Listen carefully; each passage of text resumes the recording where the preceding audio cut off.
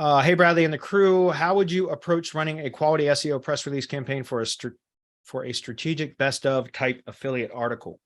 Thinking of going with URL anchor, but not sure if I can include keywords as well, or would you go with generic plus brand name? That's a good question. I don't like URL anchors. I like anchor text should be descriptive of what it is linking to.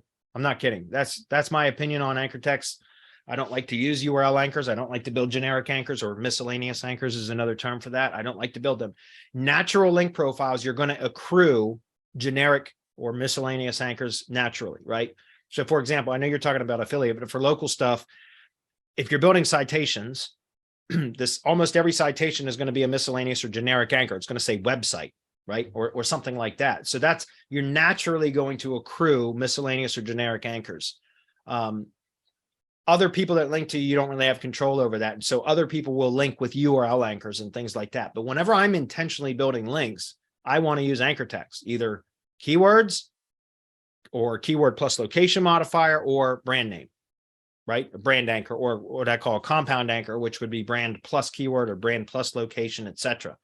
So I'm going to recommend that you use some sort of descriptive anchor, and that could just be the brand name, or brand name plus the topical category, like the best of whatever, like, so brand name, best of topic, you know what I mean? So that way it's a kind of a hybrid or a compound anchor that's a brand name plus the keyword, and that de-optimizes the keyword a little bit because it's got the brand name in it. Does that make sense? So I don't know if I'm making sense or not, but as far as press releases, I mean, like I said, I would go with I would probably do some sort of a brand anchor, maybe brand plus keyword of some sort, or some variation of that. That's probably what I would do. Okay. I don't do a lot of affiliate stuff, so I mean, I'd have to think about it, and to be honest, whatever I would suggest would require testing for it to be valid. It's just kind of my assumptions based on what I do for local, that I can give that advice. But again, I don't know, because I don't do affiliate type stuff. So I don't know if that would be as effective as it is for local, if that makes sense. Sorry, it's just not my area of expertise, not affiliate stuff. So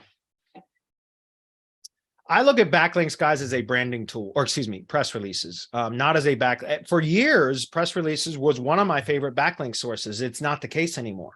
I don't really care about press release backlinks. What I care about press releases for is a branding tool, and for the citations that it provides, the name, address, phone number, local business citations, right? Because you get that with press releases too when you're dealing with a local business. So I like press releases for branding, and I like press releases for reputation, and I like press releases for the NAP citations, basically. But I don't really use press releases for backlinks anymore. Yeah, we get a ton of backlinks from them, but they're not really relevant. There's press releases, the referring page generally has zero trust flow, which means it has no topical categories anyways, like, because it has to have a trust flow value of 1 for it to be assigned a topical trust flow category. And again, those are just proprietary metrics, but it's a pretty good indication of what the relevance is. And so, you want to try to satisfy page level relevance and domain relevance, topical relevance at the same time. And even if you get relevance at the page level, the referring page from the press release content, it's relevant to what it's linking to, it should be. But the domain that the press release is published on is going to be multi-topics, because it's a news site, right? So by nature of it being a news site, it's going to have multiple topics on there. So it's most likely that the topical categories, the most prominent or primary topical categories of the domain itself, are not going to be related to what your target assets are. So there's a mismatch, a relevance mismatch. You might get relevance match at the page level, but it's very unlikely that you're going to get relevance match at the domain level. So that link is not nearly as valuable as it could be, right? So again, I don't use press releases as a link building tool anymore. It's for branding, citations, and reputation. They're good for reputation too.